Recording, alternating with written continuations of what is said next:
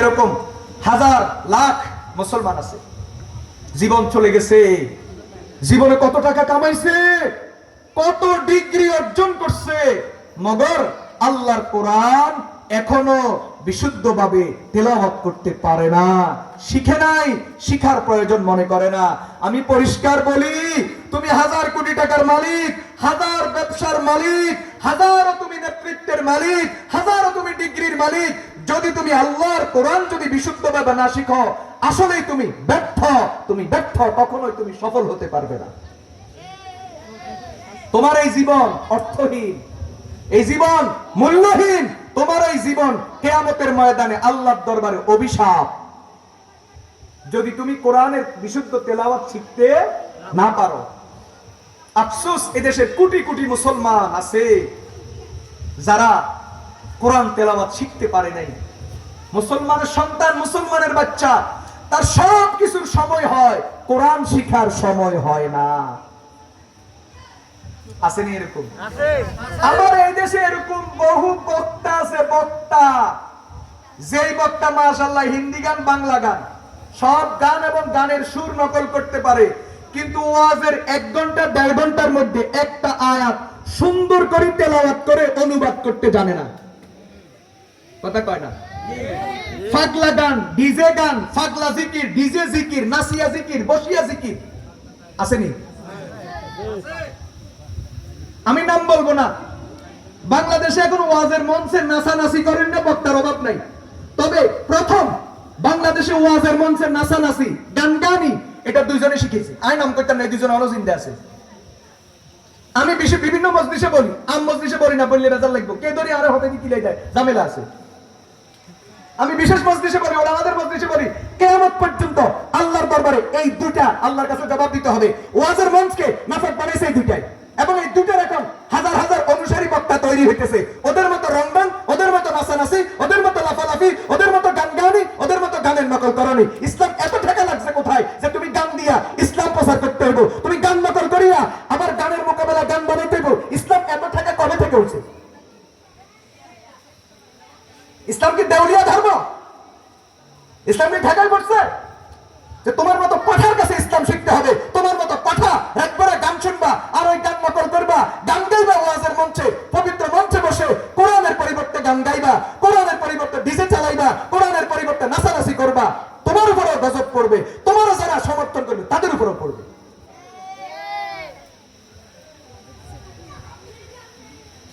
এখন এই ওয়াজের নামে, ওয়াজের মঞ্চে নাচানাচি, ডিজে গান, ডিজে জিকির, হিন্দি গান, বাংলা গান নকল করা, একটা আয়াত ঠিক মতো পড়তে পারে না, একটা হাদিস ঠিক মতো পড়তে পারে না, কিন্তু গান নকল করাতে হুজুর 1 নম্বর।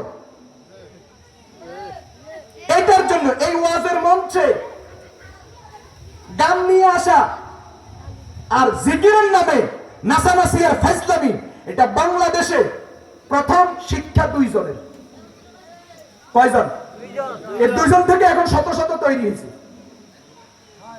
দোয়া করি, আমি নাম না বললেও আমি দোয়া করি আল্লাহ তাদেরকে বুঝ দান করুক, হেদায়েত দান করুক, তওবা করার তৌফিক দান করুক।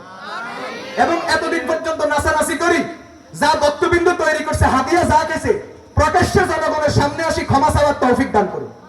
না হলে এদের ধরা আছে কিয়ামতের ময়দানে, কোনো কথা নাই।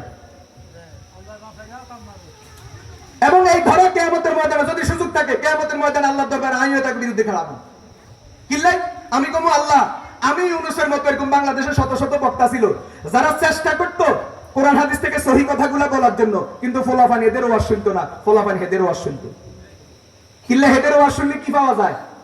হাসি ঠাট্টার খোরাক পাওয়া যায়, নাচানাচি করা যায়, নামাজ না পড়লেও চলে। ওয়াজের আগের দিনও নামাজ নাই, ওয়াজের পরের দিনও নামাজ নাই, ওয়াজের দিনও নামাজ নাই, আর বক্তা নিজেও নামাজ নাই। এজন্য আমি কমু আল্লাহ, এক একটা ওয়াজ মানুষকে শোনানোর জন্য, তোমার দিন প্রচার করার জন্য কত পড়ালেখা করছি, কত চিন্তা ফিকির করছি, কত গবেষণা করছি, কত রাত ঘুম মারছি। সেই কথাগুলো কোরআন হাদিসের অতল গহীন থেকে, মণিমুক্তা থেকে সেই কথাগুলো মানুষকে শোনানোর জন্য চেষ্টা করছি, কিন্তু মানুষ আমাদের কথা শুনে নাই। কেন? ওই নাচ গানের তালে পড়িয়া, ওই রংসন, ওই ভেলকিবাজি, ওই ধোকাবাজি, ওগুলার পিছনে পড়িয়া এই মুসলমান ওয়াজ মাহফিল থেকে বিমুখ হইয়া গেছে, সহি কথাগুলো শুনে নাই, ওই জাতীয় বাট্টারদের পিছনে ছুটেইছে। আল্লাহ তোমার কাছে বিচার চাই।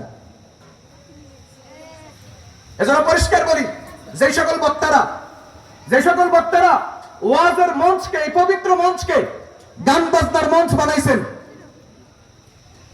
জিকিরের নামে নাচানাচির মঞ্চ বানাইছেন, আল্লাহর দরবারে ক্ষমা চান। আর এগুলা করে এই পর্যন্ত যত টাকা হাদিয়া খাইছেন, যদি কলিজা থাকে সব আল্লাহর রাস্তায় সদকা করে দেন। না হলে আপনাদের খবর আছে, দুনিয়াতে আপনাদের যত লক্ষ ভক্ত হোক না কেন, কিয়ামতের ময়দানে পিঠের চামড়া আপনাদের থাকবে না। আজকে মানুষ যত কারণে ইসলাম থেকে বিমুখ, যত কারণে নাস্তিকরা ইসলাম নিয়ে সমালোচনা করে, তার মধ্যে আপনাদের মধ্যে বক্তারাও দায়ী। আপনাদের মতো বক্তারাও দায়ী। আপনাদের মতো বক্তার কারণেও আজকে নাস্তিকেরা ইসলামকে হাসি খোরাকের বস্তু বানাইছে। যে যত ফেমাস, আরে কয়জনে চিনি, আই যা ইচ্ছা তাই কইতাম আরো কিল্লাই, আই যা কমু জাগাত শেষ মানছে গুলি জিগু, আর চিনি কয়জন?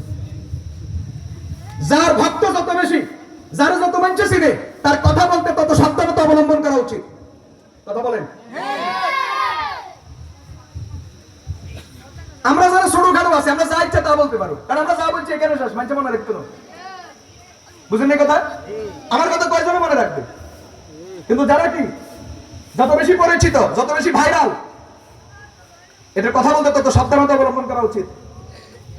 বেফাস এক দুইটা মন্তব্য, এক দুইটা কথা শুধু তোমাকে নয়, গোটা ইসলামকে খাটো করে, গোটা আলেম সমাজকে কলঙ্কিত করে। মানুষ ইসলামকে আঘাত করার যারা, তারা জামাত, হেফাজত, কওমি, আলিয়া এটা বিচার করে না। এরা শুধু দেখে হুজুর নেই, কথা কয় না। যাদের কথায় কথা ইসলামকে আঘাত করার অভ্যাস, তারা কি দেখে না? জামাত না হেফাজত, কওমি না আলিয়া, গোল টুপি না লম্বা টুপি, এরা এটা দেখে না। ওরা শুধু দেখে হুজুরে কইছেনি, বাস লাগো হুজুরদের বিরুদ্ধে, লাগো ইসলামের বিরুদ্ধে, লাগো মাদ্রাসা শিক্ষার বিরুদ্ধে। কথা বলেন ঠিক না ঠিক? অতএব সাবধান, ওলামায়ে কেরাম কথা বলতে সাবধান, খুব সাবধান। এমনি আমাদের দুশমনের অভাব নাই, নতুন করে আর দুশমনি বাড়ানোর দরকার নাই। দুশমনি পর্যন্ত যা তৈরি হয়েছে 54-55 বছরে, এটা নিয়ে থাকেন, নতুন করে আর বাড়াইয়েন না। দুশমনের অভাব নাই। আল্লাহ তাআলা সহি বুঝার তৌফিক দান করুন।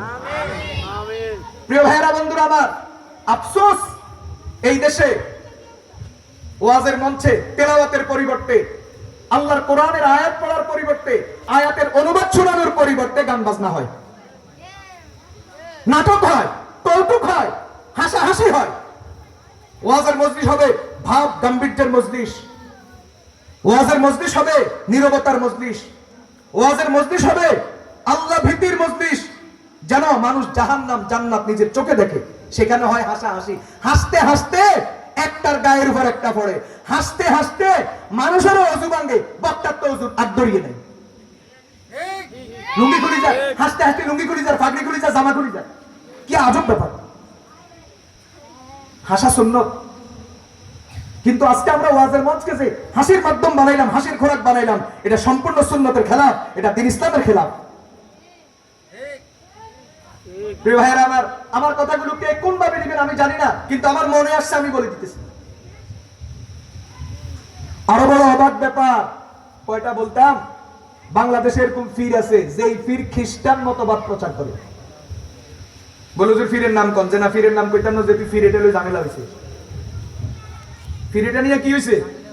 বড় ধরনের ঝামেলা হইছে, এইজন্য ফিরের নাম বলবো না।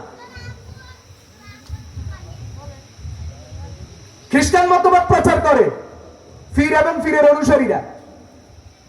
বাংলাদেশে এরকম ফির আছে, যেই ফির ডাইরেক্ট বলে আমি নামাজ পড়ি না, নামাজের কথা কোরআনে নাই, নামাজ মোল্লারা বানাইছে। কথা কয় না? বাংলাদেশে এরকম পীর আছে, যেই পীর বলে গাঁজা খাওয়া হারাম নয়, গাঁজা এটা আল্লাহর তৈরি গাছের পাতা, তবে পরিমাণ বেশি খাওয়া যায় কেন, 2 পয়েন্ট কত খাইতে পারবে জানি।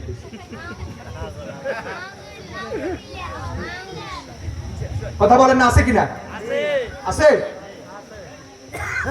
অবাক ব্যাপার, বাংলাদেশের মতো পবিত্র জমিনে বসে বসে এত বড় দৃষ্টতার দুঃসাহস দেখায়।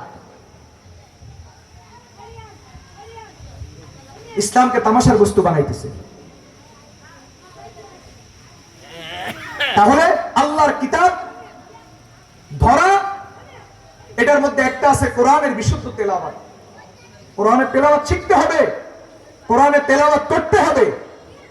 কোরআনের তেলাওয়াত জানে না, কোরআন তেলাওয়াত শিখে না, কোরআনের প্রতি বিশ্বাস রাখে না, নিজের যা ইচ্ছা তা বলে বেড়ায়, ইসলামের নাম দিয়ে প্রচার করে বেড়ায়।